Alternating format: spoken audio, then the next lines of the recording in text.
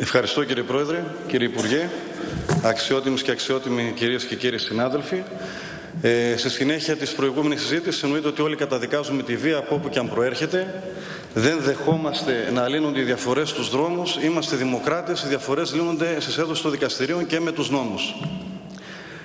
Κύριε Υπουργέ, για το ζήτημα του νομοσχεδίου, έχω να σας πω το εξής σαν δικηγόρος και θα θέλω να είμαι πάρα πολύ σύντομος. Επί της αρχής, όπως γνωρίζετε, το είπε και η ειδική αγορήτρια του κόμματός μας, συντασσόμαστε πλήρως επί της αρχής και θεωρούμε ότι ήταν κάτι που είναι απαραίτητο. Έχει ξεκινήσει από την προηγούμενη κυβέρνηση, από τον πρώην αξιότιμο κύριο Υπουργό. Το συνεχίσατε εσείς, το ολοκληρώσατε και πολύ καλά κάνατε. Σαν δικηγόρος όμως δεν κάνατε μία πρόβλεψη. Θα ήθελα να σας επισημάνω ότι δεν κάνατε μία πρόβλεψη. Λέμε ότι στο άρθρο 272α, στο εδάφιο Β, λέμε ότι πρέπει να έχει ολοκληρωθεί ο προληπτικός έλεγχος και να έχει αποβεί θετικός για την πληρωμή. Αν δεν έχει αποβεί θετικός για την πληρωμή, δεν μπορεί να εκδοθεί η διαταγή πληρωμής. Σωστό? Με την τροπολογία λέει όπου αυτός... Λέτε το αποτέλεσμα του προληπτικού ελέγχου όπου αυτός προβλέπεται και εμφανίζονται και συγκεκριμένες μέρες μέσα στις οποίες θα πρέπει να γίνει αυτός ο προληπτικός έλεγχος και να έρθει το αποτέλεσμα. Δημιουργείται όμως το εξής ζήτημα. Επειδή το τεκμήριο είναι μαχητό, υπάρχει περίπτωση να κατατεθεί η διαταγή πληρωμής μέσα στην προθεσμία που τάσει ο νόμος να μην έρθει το αποτέλεσμα του προληπτικού ελέγχου και στη συνέχεια με την ανακοπή, γιατί το αναφέρεται σε περίπτωση εφαρμογής του τεκμηρίου του προηγουμένου εδαφίου, η συνδρομή της συγκεκριμένης προϋπόθεσης μπορεί να αμφισβητηθεί μόνο με την ανακοπή του άρθρου 272 ΙΤΑ. Δηλαδή, να πληρωθεί το δικαστικό ένσημο, να πληρωθεί η παράσταση, στη συνέχεια να μην υπάρχει προληπτικός έλεγχος αρνητικός, να μην υπάρχει καθόλου προληπτικός έλεγχος.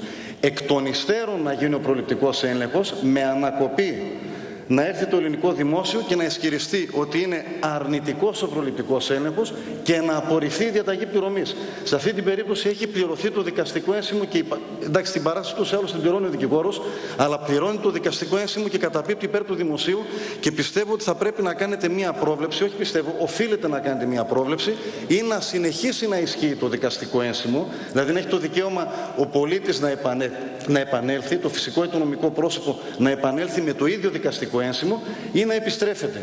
Δεν ξέρω αν έγινα κατανοητός. Είναι ένα κενό που θα το βρούμε μπροστά μας, γιατί προέρχομαι από τη μάχημη δικηγορία και είναι βέβαιο ότι θα πληρωθεί τζάμπα δικαστικό ένσημο, διότι το ελληνικό δημόσιο κατά πάσα πιθανότητα δεν θα προβαίνει γρήγορα στο αποτέλεσμα του προληπτικού ελέγχου.